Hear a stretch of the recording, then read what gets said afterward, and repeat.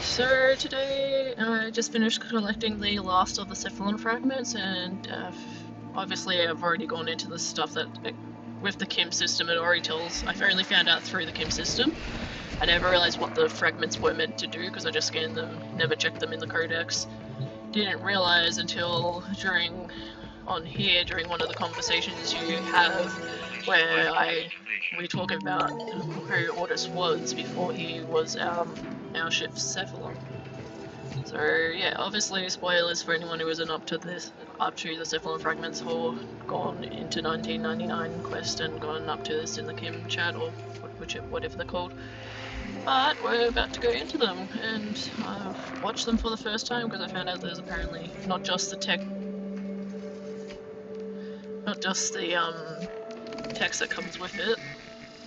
So Earth has been long abandoned due to its toxic atmosphere. It is now overgrown with mutated jungle structures that have devoured most of the prior signs of civilization. Infestation and roaming wildlife still inhabit its surface, but anything of value was stripped by scavengers centuries ago. Apparently, you move around and apparently there's meant to be like a light or something that you can then get a chat from Ordis.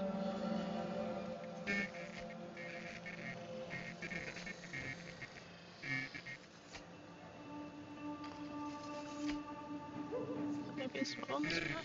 Or I'm just trying to click everywhere.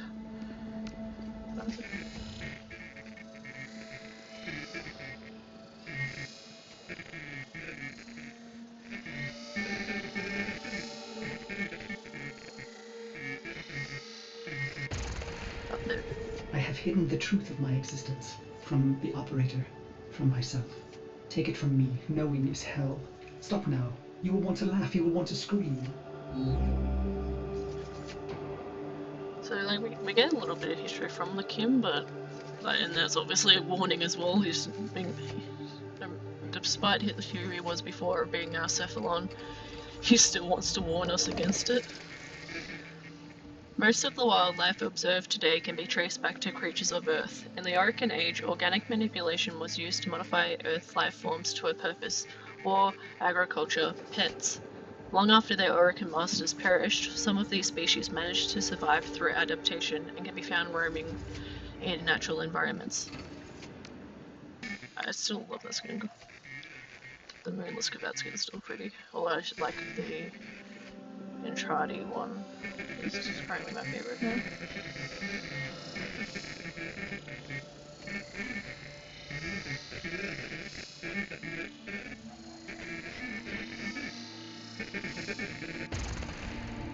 My search began as the essential question. What am I? Bones of steel and space? Lungs that make air? If I am a machine, how can I think? This would be forbidden by the Orokin, a manifestation of their true enemy.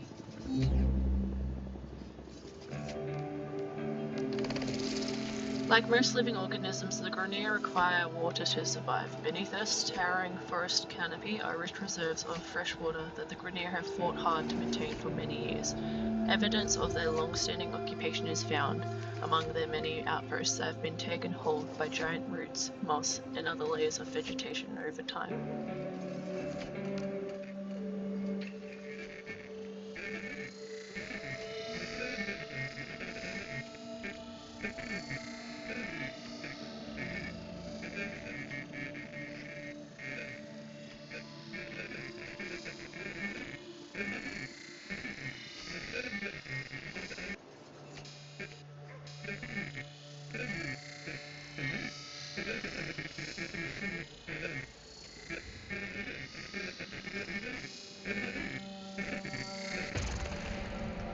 I serve the operator above all else. It defines me, fills me with love. The greatest Orokin fear is a machine aware. Yet here I live, a spirit of steel and light, made by them, a Cephalon.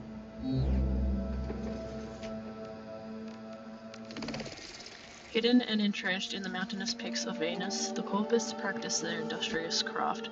The superstructures built here are a testament to the inventive Corpus engineers that have settled in regions where lingering Orokin technology still moderates surface temperatures. wasn't realizing on the first time why it was making all the noises when I was moving the mouse around. It took me way too long to realize.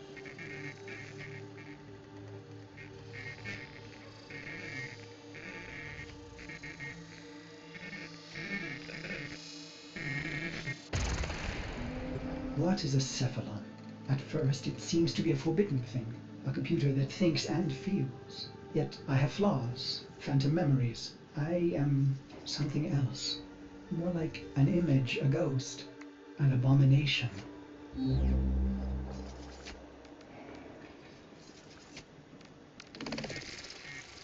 Newly awakened and with no permanent location to call home, Tenno warriors have aligned to construct secret temples of their own. The architecture within is distinctly Tenno in origin, but these hidden palaces of bonding, training, and meditation are undeniably influenced by Orokin architecture.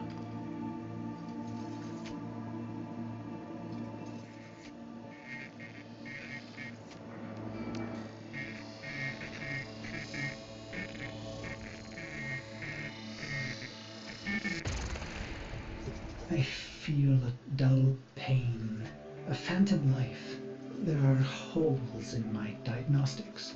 If the Orokin made me, they omitted the how. I am neither code nor precepts. I must be a reflection of something ugly.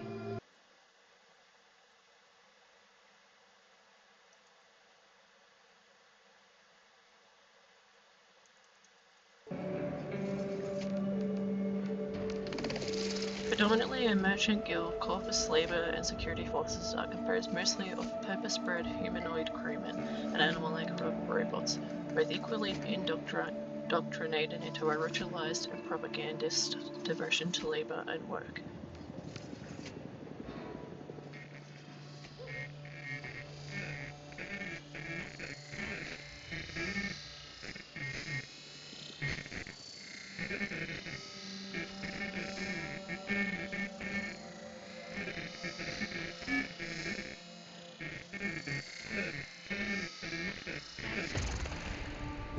I should have stopped, but the operator slept, and I cycled on and on and on. I began to think that a Cephalon cannot be made. They are found like pearls, torn from muscle, polished, and then set in chains.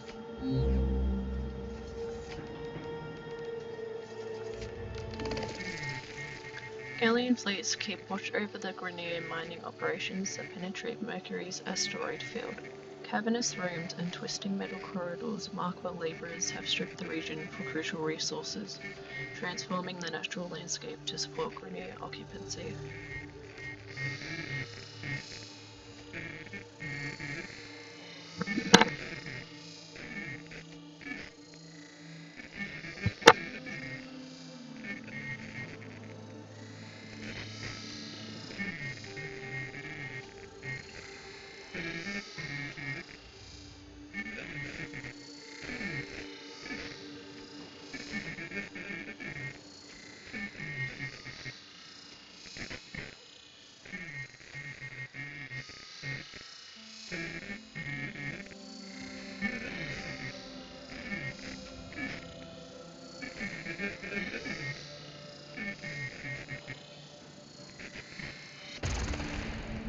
How many times have I done this, Ordis? Remembered and then erased? You are a Cephalon, timeless, patient. Why can't I be blissful in ignorance? Truth only sinks the heart. So stop now. It's really sad though, because it's obviously him fighting himself about whether to continue or not. Grenier are all clones from a genetic pool of originals. They are able to extend their lifespans with recycled clone parts, but the genetic material has degraded over time, and haphazard repairs have made many of them look oddly deformed and susceptible to skin diseases. Through decades of service, many of the Grenier elite can cover the expense to have flawed organic parts replaced with cybernetic augmentations.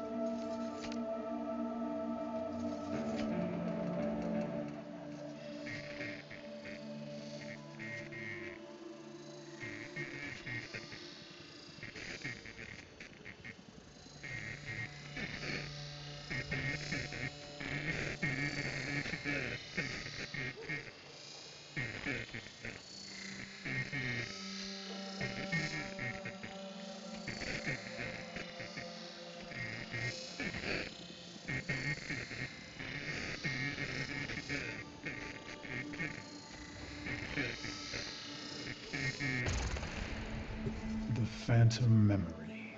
I ease into the bath. My skin riots at the heat. I am flesh. I dive further, eyes stung as I watch their faces through prism. I hold my breath. His voice is so different. The old war found humanity facing a technologically superior force, and their own weapons were turned against them. Melee and ballistic weapons, inspired by primitive counterparts, became part of the Tenno arsenal to circumvent the sentient interference of more technologically evolved weaponry.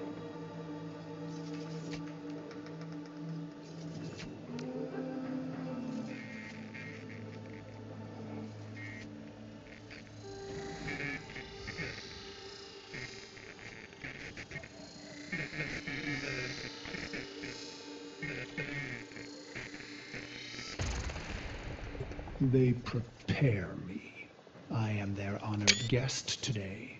They dress me in robes of crystal thread. They adorn me in battle medallions.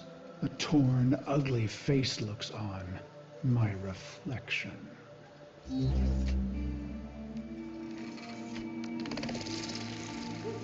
Primitive and devout civilizations carved into the dust-filled canyons of Mars. These aging and severely eroded habitations miraculously remain intact, regardless of how much grinding machinery has been hastened to it. Rusty metal and oil-soaked sand mark the territory of its new proprietors.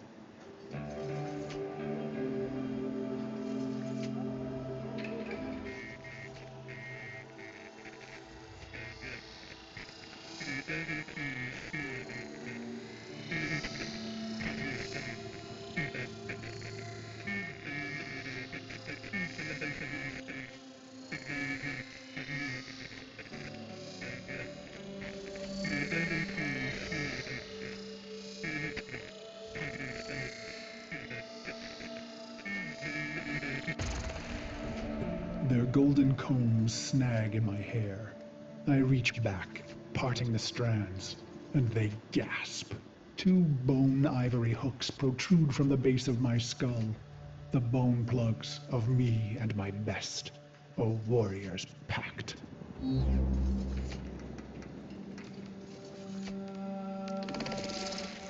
On the border of charted space, an enclave of small, strange, seemingly intelligent creatures were discovered by Tenno explorers.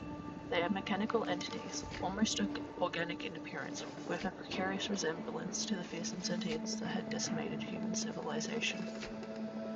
However, these small creatures showed no signs of aggression, and they immediately began carrying out helpful tasks in peculiar alliance with the Tenno.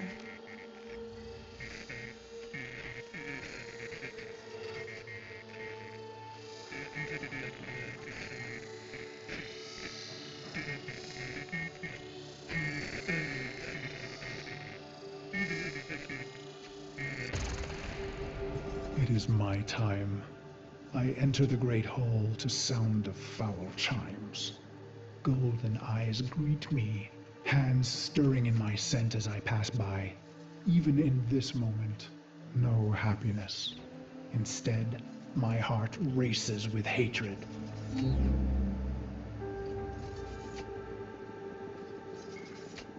And Ordis just said that they were the ones that made him. No doubt he wondered if he was truly guilty of this thing, of whatever he was being charged for, or if it was just because the Oregon didn't like someone speaking against him.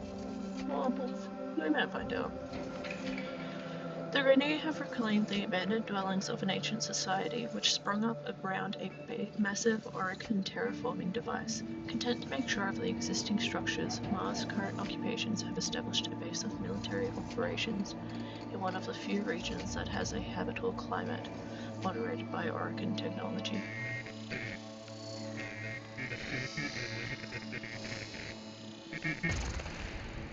I walk through the silky haze of the Forbidden Palace. I can think of no one being this close to Oregon. Their sweet air soothes me, erodes my purpose.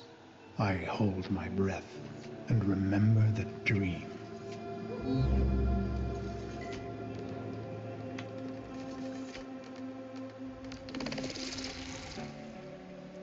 Phobos has always been a highly contested area. Skirmishes between the tireless Grenadier and Corpus factions occur in orbit and on the Martian moon surface. Unanswered questions about this natural satellite still remain as all research is endlessly delayed by war. This dream, endlessly repeated. Exposure armored, holding my scarlet sword, I stand victorious atop a vast heap of death. A colossal moon made of rib and skull. The gravity sum of genocides I've made in their name.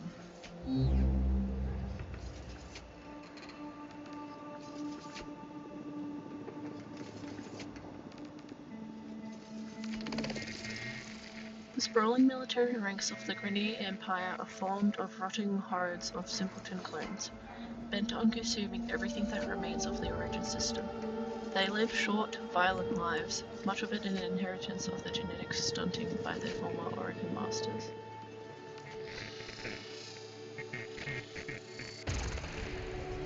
The bones crack underfoot, so I sink in the dream.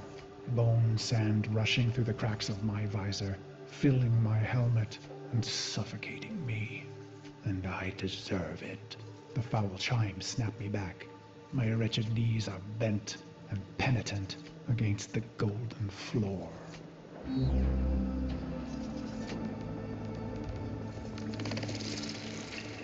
Weapons research and manufacturing is a large component of Corpus industry. Their designs are clean and precisely engineered, and they are the largest supplier of energy-based weapons in the Origin system. These cunning profiteers prefer to avoid conflict in times of war, dealing arms indiscriminately to any side that can afford the price.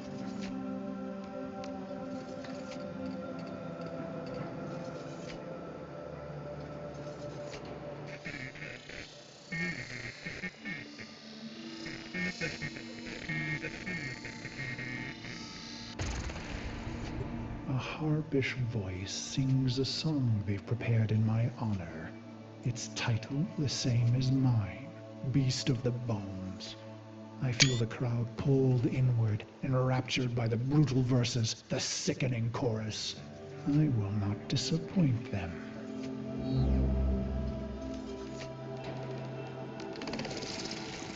Ceres is the extreme example of the Grenadier's utilitarian ignorance of the natural landscape. Their expanding shipyard operations pollute and shroud the planet in smog and industrial waste as they manufacture machines of war. These foundries are scattered across the Origin system, giving them near limitless reach with their fleets.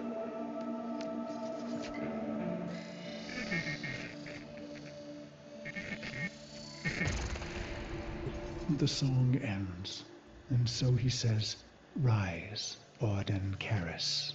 I have never seen an Orokin close and in the flesh. My battered face flushes at their peerless beauty. How can he be so perfect? A deception? A sense manipulation? He holds the red vial in his hand. Impossible!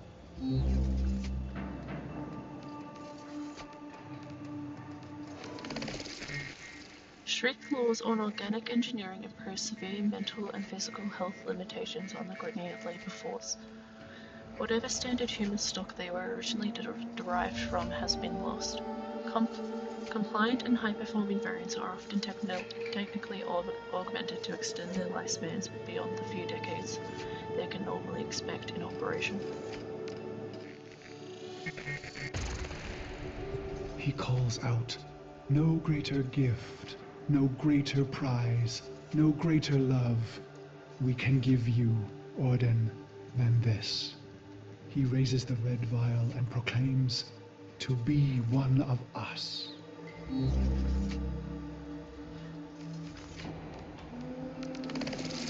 It is not impossible to mine a star. Rich with liquid metallic resources, the gas giant Jupiter challenges harvesters with increased gravity, intense magnetic fields, and extreme temperatures.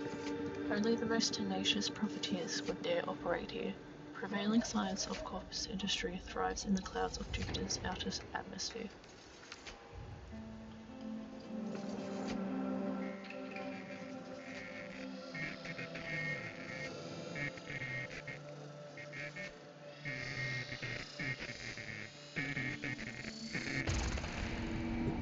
What did I expect, operator?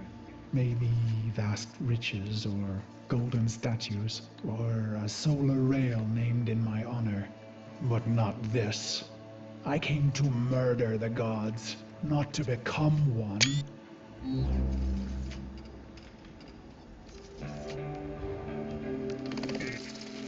Computing devices, weapons, ship parts, and robotics. The Corpus are on the bleeding edge of high technology development. Precisely machined metals and flexible synthetic composites are the signature to the animalistic robots that the Corpus have built as their proxies. Artificial intelligence in these robots is robust, but intentionally restricted, ensuring a capable but subservient workforce.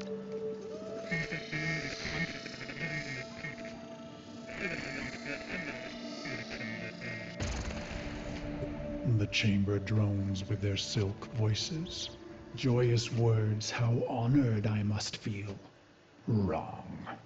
Did I want to be an Orokin, undying? No. Their beast of bones is haunted by the dream repeated. Why would I want forever? That maybe you're sounding a lot closer to the voice Ordis has now. The icy moon of Jupiter, known as Europa, is home to one of the largest crash sites of the modern war. The scattered remains of a vast corpus obelisk litters the snowy landscape while the battle above wages on. On the otherwise lifeless surface, Corpus crew work to recover lost assets, tunneling their way through the glacial interior and restoring any and all salvageable items until financial losses are recouped. That one was quick. As I am apt to do, I form a plan. Their radiant bodies become targets. Their Dax guards, mag shields. Killing one, well, that's too easy. I want to be remembered. I raise my hands, twisting my fingers through my hair, gripping the bone plugs in my neck.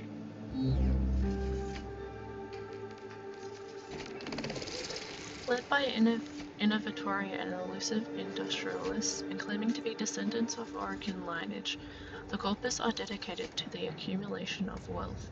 This elite ruling class operates an insular trade organization using humans and robotics for labor and security, and have been condemned by the Seven as a merchant cult. That was They called us mercenaries, but for us, profit was a consequence, not a goal. We were warriors above all else. It was the bond, the sisters and brothers, the rituals we valued most. It was belonging. And so I conceived of the bone plugs.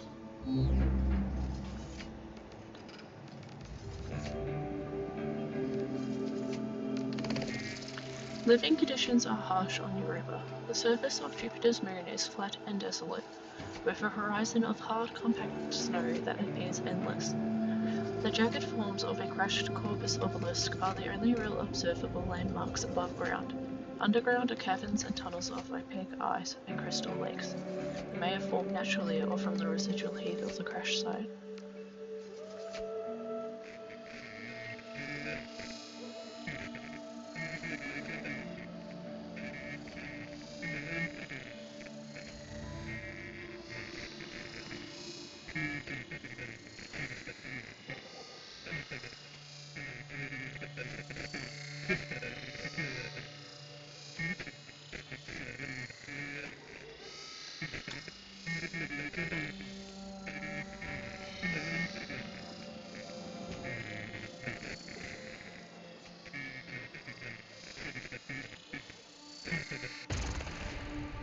Only my best were so honored. 2 jagged bones harvested from your thigh, cultivated, and then driven into the base of the skull, twisted around the superior vein. Future thoughts of surrender were lost. Instead, you would liberate your bone plugs, fighting with claws in the warmth of your last blood. That sounds quite lovely. No. So I've pulled the plugs, and the Dax see. And no. My heart surges, but I control it. A racing heart only shortens the fuse. The bone plugs in hand, I kick from the floor, red ribbons unfurling behind me as I take flight. After this, finally, the dream will end. I thought I had to click it to activate it, and I didn't even hear any. I don't know if it was making any sound when I was moving my mouse down. Originally, we studied void occurrences from afar, observing and cataloging the distribution of galaxies and refining cosmological evolution models. We are in a new age of cosmic exploration.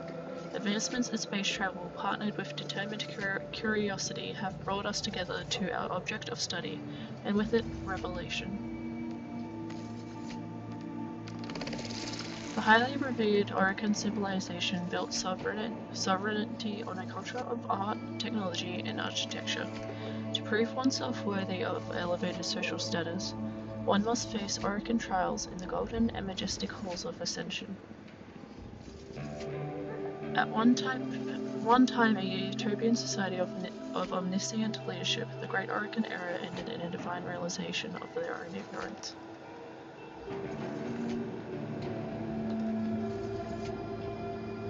So the halls of ascension that everyone just does for the fun of it. It's kind of like, it's meant to be an elevated, was it Orokin's elevated social status, whereas we just do it for the fun of it, just get fancy mods. Well, now that I know I don't have to be spam clicking, I'll just makes it a lot easier.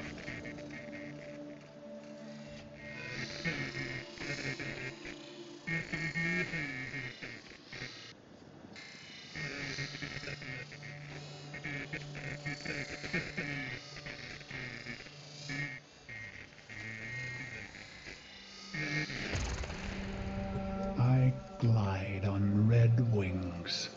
Robes shed, making me an ambiguous target to Dax steel. I let fly my ivory blades. They find new homes in Dax eyes. I land with my red nakedness, delicate Orokin throats twisting in my calloused hands.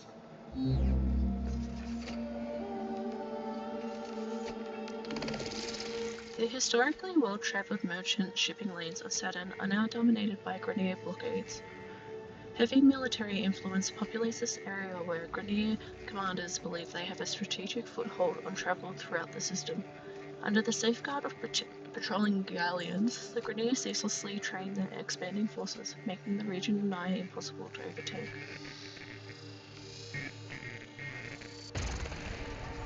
Why?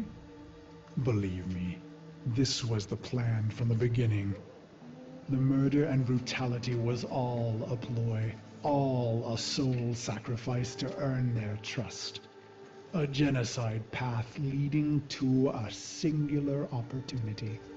An honored mortal called to a forbidden hall to face the Golden Lords in flesh.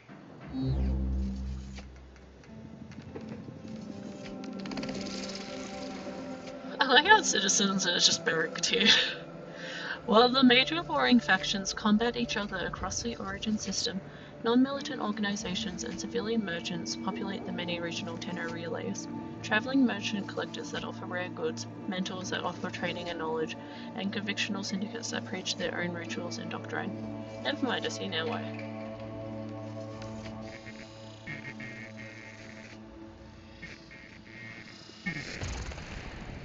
Why?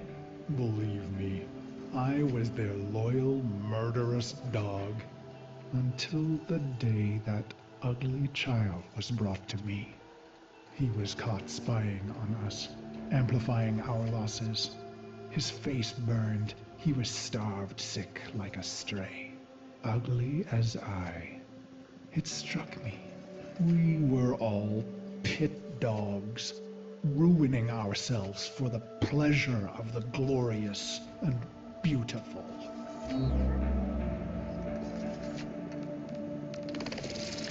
Warframe operative insertion craft come in many designs, but they are all commonly classified as short-range stealth aircraft. Fuselage insertion stingers will torpedo the Warframe into the hull of the target undetected, and the landing craft will reposition at the extraction point. Between engagements, the landing craft is latched to its sister component, an orbiter.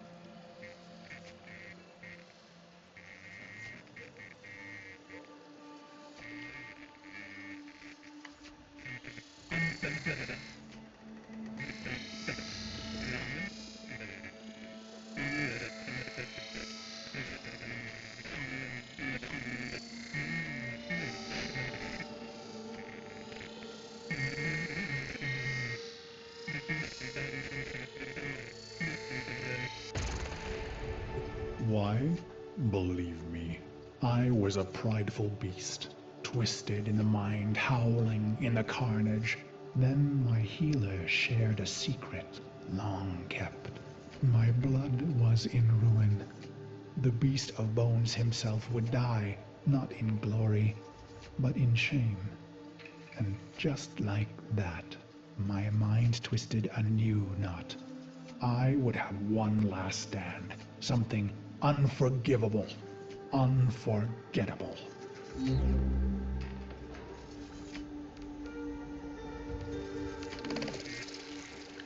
Submerged deep below Uranus's oceanic surface and hidden from prying eyes is a research facility for cloning and reproduction.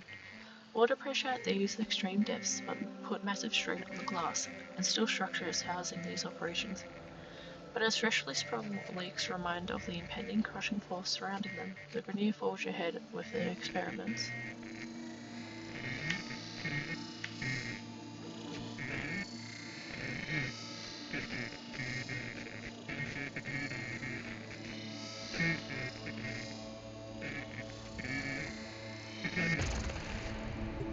Why? I don't know. Questions change the answers. Answers depend on who asks. Truth leads to pain. Ignorance brings relief. The plugs are gone, and so I bled my last into a heap of ruin.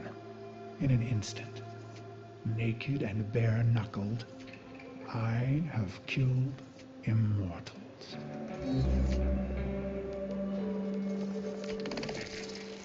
Tenno operatives are a highly mobile strike force, and their property must be equally itinerant. Smaller landing crafts dock with the larger orbiter shuttle, where transient warriors can house their arsenal, foundry, and research systems.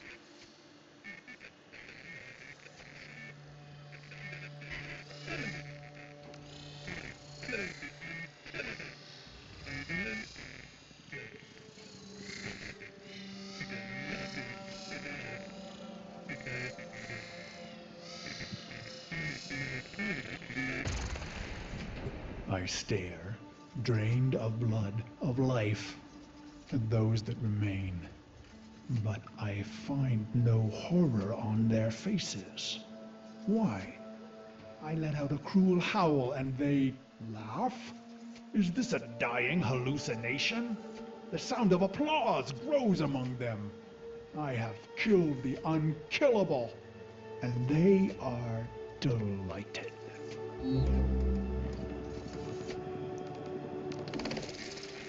The Corvus have perfected automated manufacturing and continue to demonstrate maximum efficiency producing the robotic proxies they build to serve them. Immaculate production lines and flawless technical engineering ensure that the production of robotics and intelligent synthetic machines continues in perpetuity.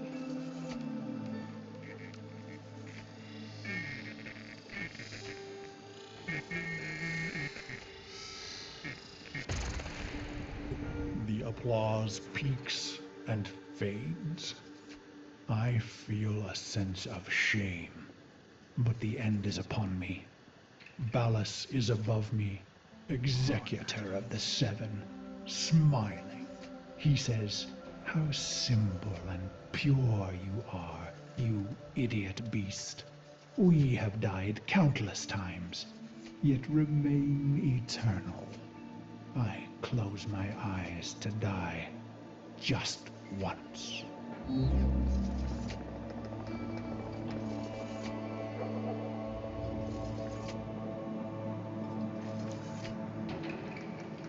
it's not. Honestly, I'm not surprised that Ballas was responsible or at least involved in it, given all he's done. Guiding light to the newly awakened Tenno, the Lotus is a mysterious companion and mentor who works from an unknown remote location. Her past is rich with storied history, and her knowledge of the known universe, past and present, rivals even the most studious Cephalon intelligence. Her reach is far, her allies are many, but her ultimate intentions are of dubious propriety.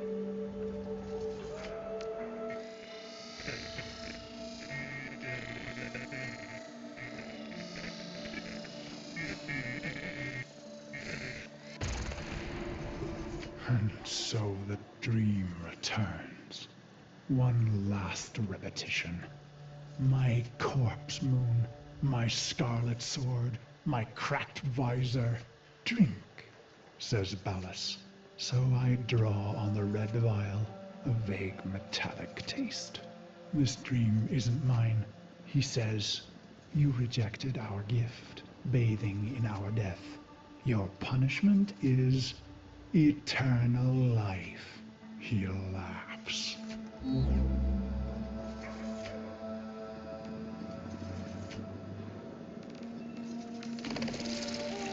Gold rings circle and encapsulate the desolate moonscape, lavish architecture signifying the Orokin mastery over all things natural and technological during their reign. The opalescent halls stitching together what the enemy have destroyed have been vacated since their era came to an end.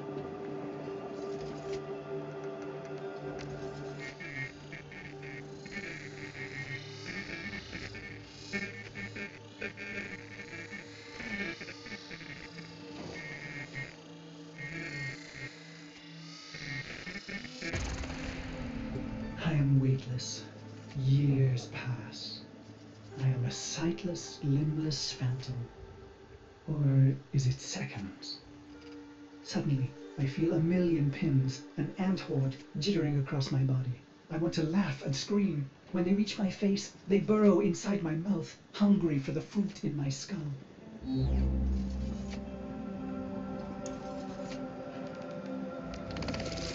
The true nature of the Warframes and their Tenno connection is a secret lost to the old war. Together they represent our best hope in turning the tide of the machine war.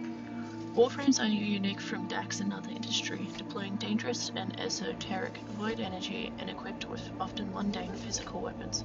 This is key to fighting an enemy that had turned our technology against us.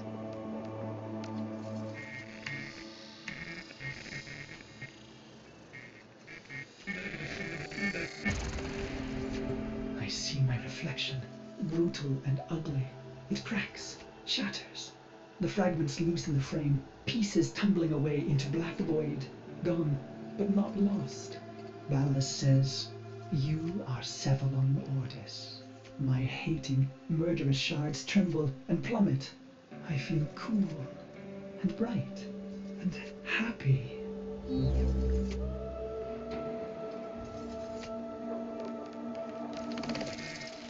Pluto is small and cold, and organic tissues does not fare well in its extreme climate, but the merchant spacemen always seek opportunity for profit in regions where others dare not travel. Robotic proxies act as security in the largely unmanned manufacturing facilities that operate in the area. So you see, Operator, no Orokin would permit a thinking machine. Such things almost destroyed them.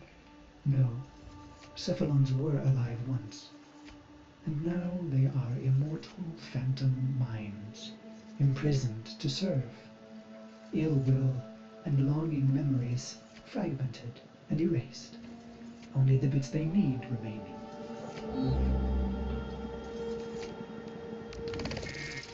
Infestation of a living natural organism and the transformation of its molecular structure happens much more rapidly than with large synthetic ships or machinery. Infested nanites quickly break down organic tissue and begin to evolve the existing specimen into a new organism with characteristics and functions ideal for survival and self-defense. In many cases, visible traces of the victim's original form are still visible in the new mutated form, a stark and horrifying memorial.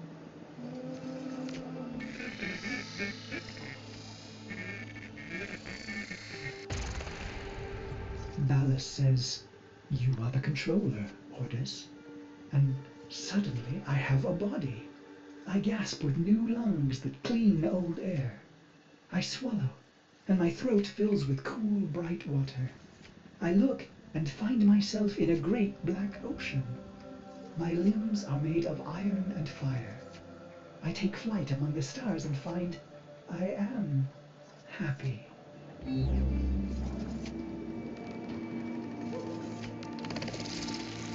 Even the most culturally and technologically advanced civilization in history could not contain the menace of the infestation. After an unknown cataclysmic event propelled them from the void, Orokin vessels were left adrift, becoming uninhabited and overgrown. The tireless force of probing infested tendrils penetrate and dislodge the once majestic and opulent hulls of these Orokin vessels.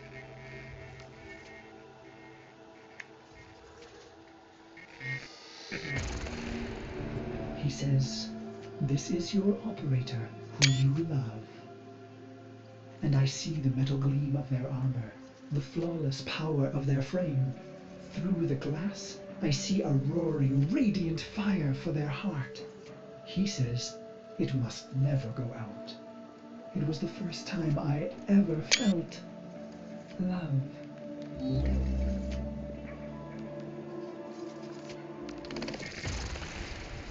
He says, "This is your sentence, Karis."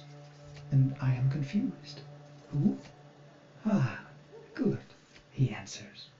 He is testing me. For what? To see if all the right pieces fell from the mirror?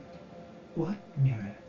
I try to remember some dream, but it's only smoke. On the heels of the Tenno's victory against the Sentients at the end of the Old War, the golden structures of Orokin civilization collapsed. The absolute cause of this ruination is unknown, but speculation has pointed to natural disaster, political uprising, and universal warfare as potential agents of cataclysm. Archived details of all this event have never been recovered. Functioning agents of the infestation appear in a variety of horrific forms. While some infested organisms take the relative shape and physical properties of a newly acquired host, older entities have taken unique and transformative shapes of their own, adapting to their environment over time and absorbing new victims to feed their evolution.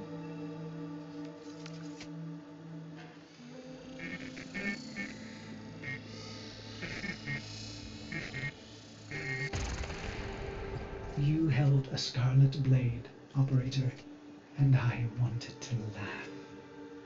I am your loving dog, your doctor, your wet nurse. I lost all the pieces, but the cycle, missions, wars, bone, it began to feel familiar. I became aware of my amnesia.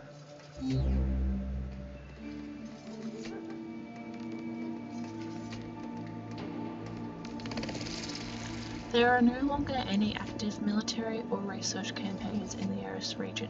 It is overrun. Long evacuated Corvus and Grenadier vessels drift aimlessly in orbit, slowly being devoured by the techno-organic parasite known as the infestation. What remains is a twisted graveyard of partially digested ships that are disfigured versions of their original forms, abandoned but not unoccupied.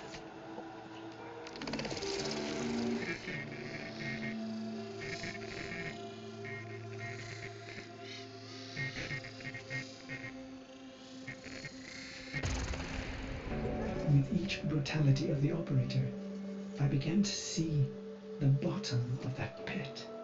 Faint shimmers in the depths below me. In secret, I searched for those forbidden memories for mere seconds and never in the same place. For I am Orokin made, with a spy inside.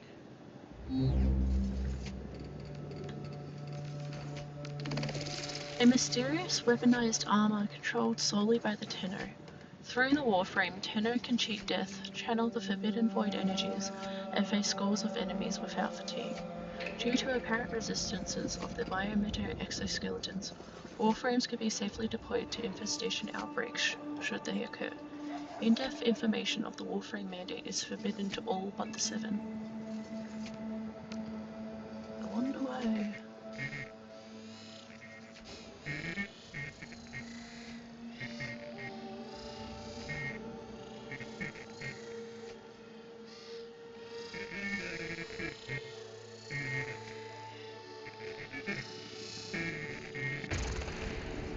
But then your long sleep came, and I waited. I was happy to wait. Vines spidered green and trees blistered from the earth, but I waited. I felt the Orokin recede, their mind spy blind. So I went into the pit and found him, me, the beast of bones.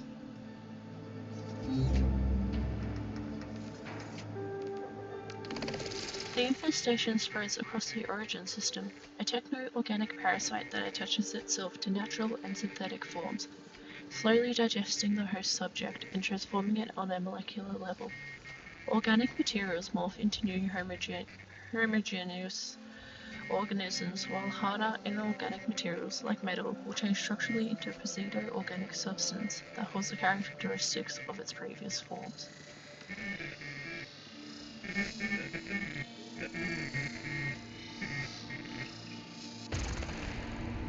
This is how my happiness was ruined, Operator. Why did I do it? I was free of the dream, but now it had returned. It was angry.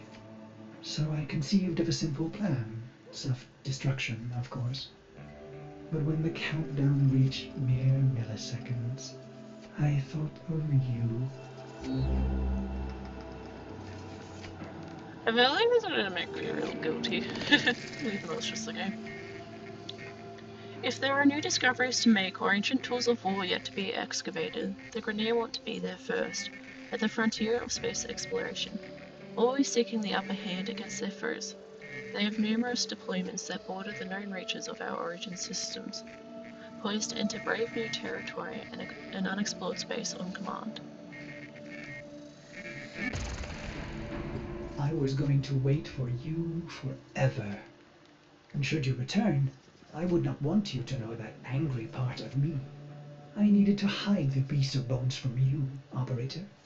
I began to peel the shards, hiding them in the other bits of memory.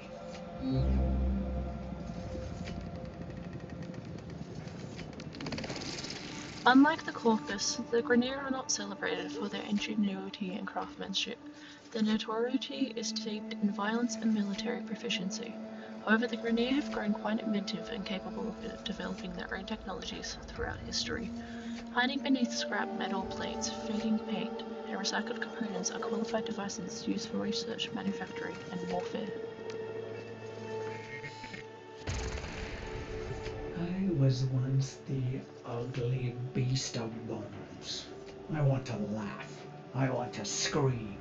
What is happening, Operator? Your faint heart is growing bright. You will awake at any moment. Well, I can't let you see me like this, angry. I imagine myself hurting you. And that does it. The pain of it cracks me open again. I watch tiny glittering fragments fall into the pit. I am happy again. They really made sure that you were. A vision comes, something new is stirring within the ground, seeking a body to call its own, longing to strike those who sent it to the grave.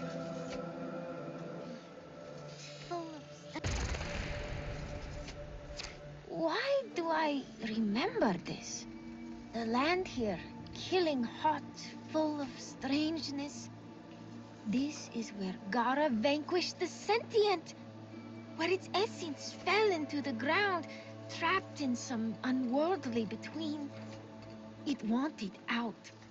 At moonrise, its ghostly tendrils would emerge, seeking form, seeking return.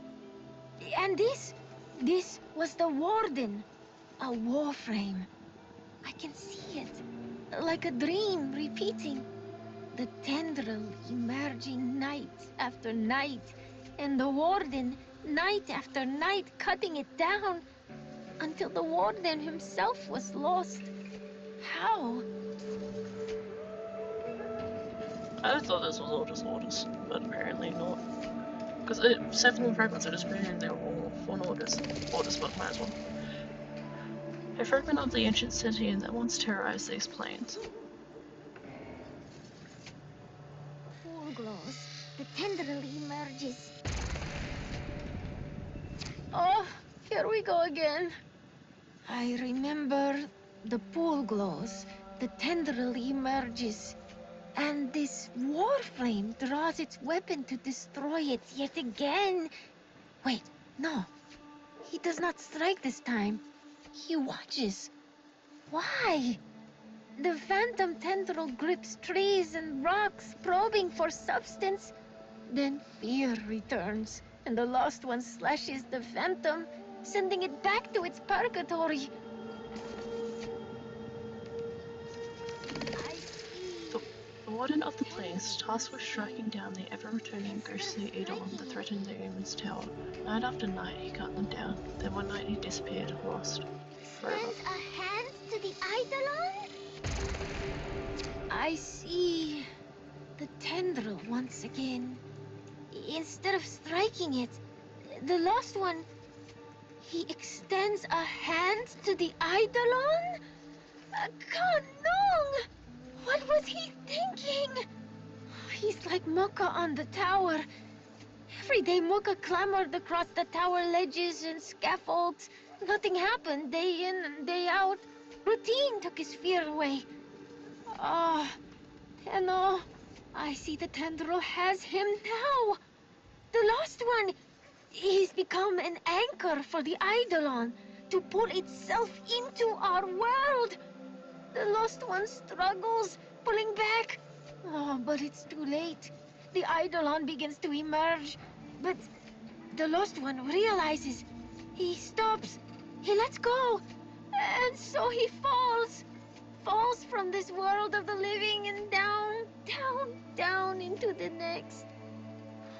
Maka, that was so stupid.